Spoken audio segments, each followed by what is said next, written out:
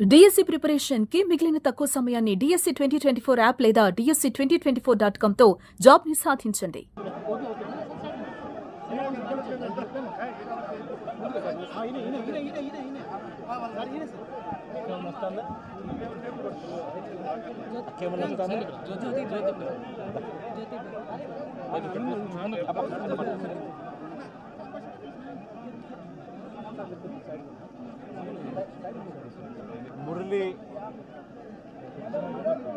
మురళీ నాయక్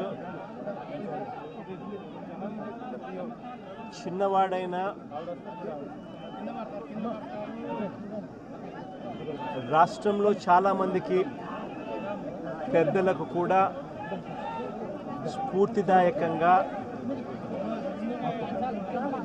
ఒక పెద్ద వ్యక్తిగా ఎదిగాడు తన చావుతో. భారతదేశం కోసం తాను పోరాడుతూ తన చావు వల్ల అనేక మంది మిగిలిన అన్నదమ్ములు అక్కచెల్లెమ్మలకు రక్షణిస్తూ తాను ప్రాణాలు కోల్పోయాడు. అలాంటి మురళిని తేడమైతే వెనక్కి తాలేము,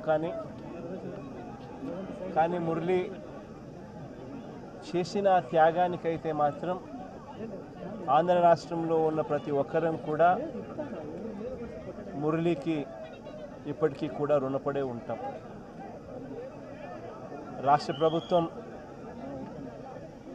మొట్టమొదటిసారిగా ఏ జవాన్ చనిపోయినా కూడా ఆ జవాన్లకు ఇటువంటి ఘటనలో ఏదైనా కానీ ప్రాణాలు కోల్పోతే, దేశం కోసం పోరాటం చేస్తూ ప్రాణాలు కోల్పోతే 50 లక్షల రూపాయలు ఇచ్చే సాంప్రదాయం మొదలుపెట్టింది